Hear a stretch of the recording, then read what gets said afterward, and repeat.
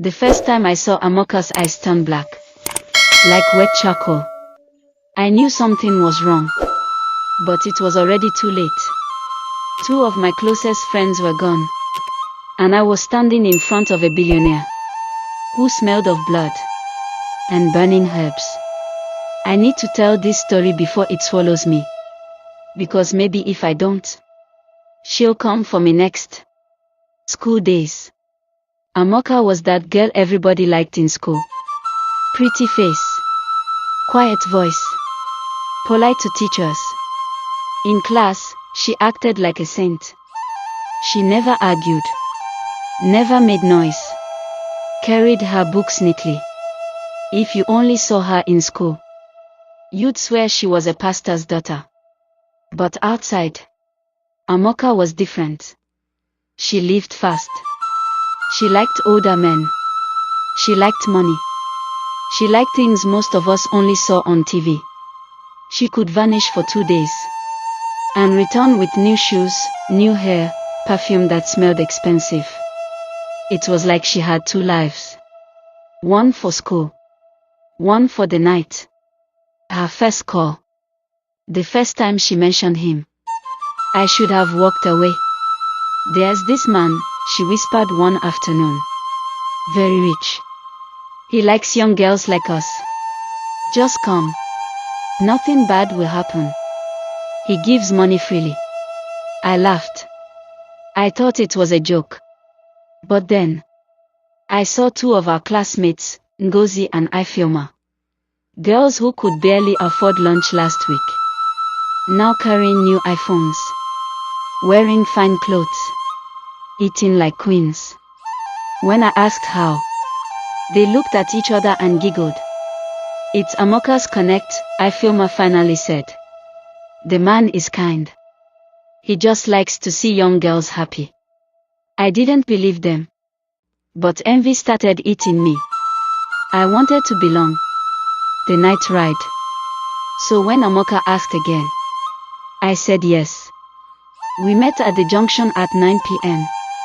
A black jeep with tinted glass rolled up. Inside sat the man. White kaftan. Gold rings on almost every finger.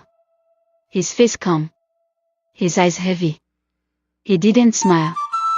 The ride was long. Nobody spoke. The driver kept going. Deeper and deeper out of town. My stomach twisted. Ngozi and Ifeoma whispered and giggled. Like they knew something I didn't. Amaka sat still. Her eyes fixed on the window. Too calm. The mansion. We arrived at a house. But it didn't look like a house. Huge. Built with white marble. The gates were decorated with statues. Snakes. And birds with human faces. The kind of place you only see in nightmares. Inside, the air was cold. Too cold for Nigeria. The walls were black and gold. The smell. A mix of burning herbs and something rotten. Guards took our phones. The man told us to sit in the parlor. The red room. Minutes passed. Then one of the guards whispered to the man. He nodded. Turned to Ngozi and Ifeoma. You too. Come. They followed him into a room with red curtains. That was the last time I ever saw them alive. I sat in the parlor with Amaka. My chest tight. Hands shaking. Where did they go? I asked. She turned to me slowly. Smiled. Her eyes. They had no white inside. Only black. Shiny. Like wet charcoal. They are fine, she whispered. I froze. The ritual. The man returned later. His kaftan wet at the front. Like he had washed his hands in blood. He looked at me. You are next. My breath caught. My legs stiff. Amaka stood. She held my hand. Her grip was cold. Not human cold. She leaned close. Don't be afraid, she whispered. This is how blessings come. her smile stretched, her eyes blacker than night. That's when I knew. She wasn't just a friend. She was walking with him, feeding him her friends. One by one. The escape. I don't remember everything. Only running, barefoot into the bush, branches cutting my skin. The smell of blood behind me. Screams filled the night. Sharp, short, like someone being cut open. I didn't stop. Not until the sun rose. Aftermath. When I got home, I told people. I said Ngozi and Ifeoma were gone. Nobody believed me. Their parents said they traveled. Teachers said maybe they moved. But the next day, Amaka came to school. Smiling, laughing, acting normal. Like nothing happened. But when I looked at her eyes, I knew. She was no longer human. Warning. Since that night, I can't sleep well. I hear voices calling my name in the dark. Sometimes I dream of the red room. And when I wake, my bed is soaked in sweat. And Amaka, she's still around. Pretending. Laughing. Waiting. She's still searching for the next girl to follow her. Part 2. After I escaped Amaka. I thought the nightmare ended the night I ran from that mansion. But that was only the beginning. For weeks, I avoided Amaka. I refused to sit with her in class. I refused to walk home with her.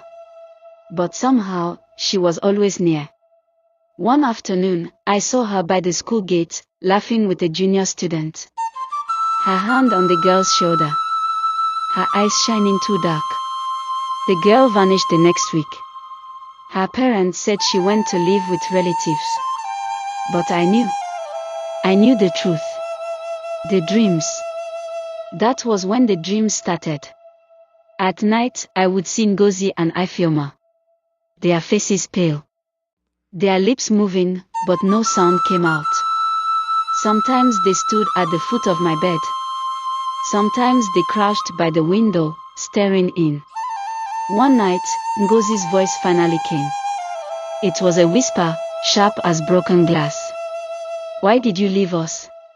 I woke up screaming. The billionaire's shadow. Not long after, strange cars started parking near my street. Black jeeps. Tinted glass. Engines running. When I looked outside, the cars would drive off slowly. No one inside, at least no one I could see. I felt watched everywhere I went. At the market. At church. Even in my own compound. It was like the billionaire wasn't finished with me. Like I was still on his list.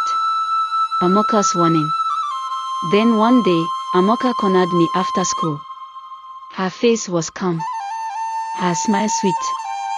She said, "Stop telling people stories. Nobody will believe you anyway. You think you escaped. No one escapes. You are already chosen." Her eyes shifted again. Black. Empty. Hungry. I pushed her away and ran. But her laughter followed me down the street. The shrine in the bush. Weeks later, I made a mistake. I followed the sound of drumming at night. It was coming from the bush path near our village. The kind of drumming you can feel in your chest. I crept closer. And I saw them. Amaka. The billionaire. And others. Girls from different schools. Boys too. All standing in a circle. In the middle, a fire burned. And inside the flames, something moved. Something with wings too large for its body. Its face twisted like it was wearing many masks. The billionaire raised his hands. The fire roared higher. And one of the girls fell to the ground screaming. I ran before they saw me. But I know they will come. Because I saw what I wasn't supposed to see. The truth. Amaka isn't just a girl anymore. She's a servant. A hunter. She lures the living to feed the dead. And the billionaire, he's not just a man. He's something else. Something older. Something that feeds on us, slowly. I don't know how much longer I have before they find me. But if you're hearing this, remember. Stay away from Amaka. Her smile is not kindness. Her gifts are not blessings. And her friendship is an invitation to die. Save me. But evil doesn't stop at the school gate. It followed me home. Into my house. Into my blood. Strange things at home. It started with my mother. She began waking up at night, standing outside in the compound, staring at the moon. Her eyes wide open. Her lips moving, whispering words that were not hers. When I called her name, she wouldn't answer. Only in the morning would she return to herself. She never remembered. Then it moved to my younger brother. He stopped eating food from the house. He would sneak out and bring back meat wrapped in black nylon. The smell was foul. When I asked where he got it, he just smiled. The disappearance. One night, I woke to hear heavy footsteps in our sitting room. I thought it was thieves. But when I peeped, I saw my mother, my brother, and my father. All kneeling in a circle. Candles burning. A pot in the middle, bubbling with something thick and red. And standing above them, Amaka. Her face was calm. Her voice soft. Like she had always belonged in my home. She looked at me and smiled. "This is your family now," she said. "They are already ours." I screamed. But no one moved. Not even my parents. The return of Ngozi and Ifeoma. Days later, I saw Ngozi and Ifeoma again. But they were not the same. Their skin was pale, stretched tight. Their voices cracked like dry wood. They stood outside our house at night, calling my name. "Come with us," they whispered. "It's easier if you stop running." I shut the windows. But their voices slid through the cracks.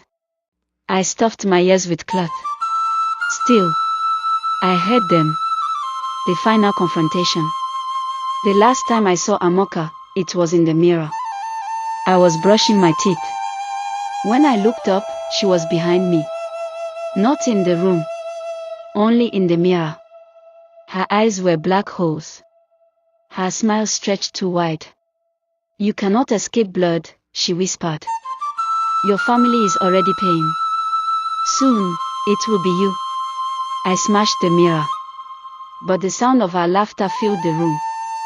The end, or the beginning. Now, my father is sick. My mother no longer cooks. My brother disappears for nights. And me. I don't sleep anymore.